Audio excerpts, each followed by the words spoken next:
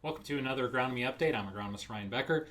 Here we're talking about late July, the next 7 to 10 days. We've got some elevated temperatures starting to come in, and as we have a lot of our crop in that late April to first couple weeks of May has just now started to hit R1, starting to shed pollen with silks emerged, or be finishing up and getting closer into that blister R2 stage.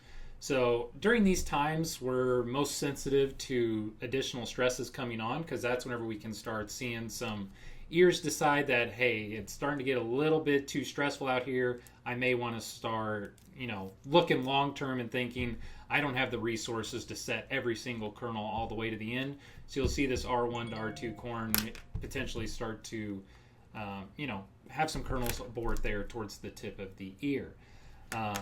I think about our daily temperatures. Temperatures during the day, they're not going to be excessive, so there's nothing there that necessarily worries me. And the other positive that we have is that most areas have received moisture here, in sporadic rain showers over the last 10 days. So I think most of the crop is not hurting from a moisture side of the equation. So heat stress is always compounded by drought stress, but I think it's going to be primarily heat stress acting on its own.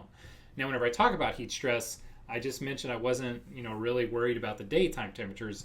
It's the nighttime temperatures that, start to draw your eye when anytime you see a projected nighttime temperatures being somewhere over 70 degrees. That's where you start thinking about, a corn plant being, it'd be a lot better if it was under 70, something more in the 70s and, absolutely ideally would be in the 50s. So corn plants, just like a human being, we try to get all of our work done during the day. And then at nighttime, we like to rest, like to do the recovery process because we know the next day we're going to be right back at it. So a corn plant, same way. It's trying to do everything it can to produce photosynthate in order to deposit into that ear. And then at nighttime, it kind of wants to relax, do a little bit of plant maintenance, and then just do it. When the temperatures are elevated at night, it actually means the plant has to work a little bit harder in order to cool itself down. And thus you get a little bit more wasteful.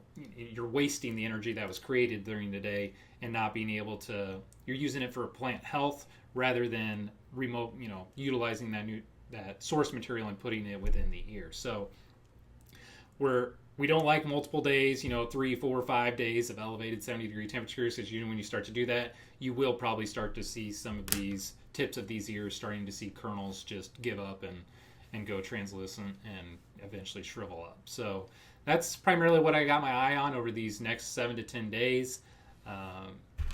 One disease that, as I think about these more elevated, higher humidity opportunities, stuff like that, before I talk about disease, that does mean we should have chances of rain. It'll be random, but you do have chances of rain anytime you get humidity levels we're going to have. But one disease that has popped up here lately looks to be southern rust. Haven't talked about it at all this week, but I did see in McLean County, southern rust was confirmed, I believe today, the 17th, and there sporadically is some. I think there's confirmed in very southern Illinois. There's some over by the Quad Cities in Iowa. So I think we'll start to see that map more and more fill in.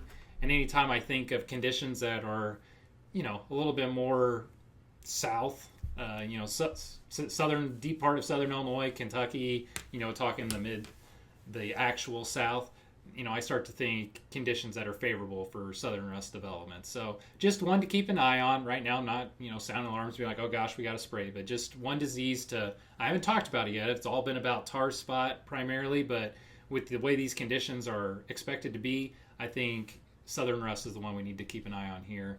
And that's that orange pustule on the upper side of the leaf.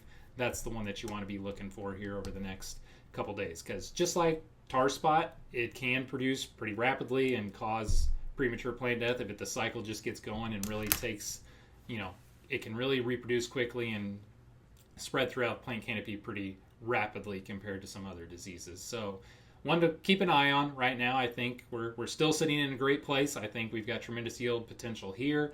But if, for some reason you're still holding on to the fungicide, you're still waiting to go spray that Delaro Complete, go out there and do it, end of this week, beginning part of next week, because your plant's really going to appreciate the benefits of not only the disease fighting, but probably the stress load reduction with the Strobe being added in with that Delaro Complete. So with that, I appreciate your time.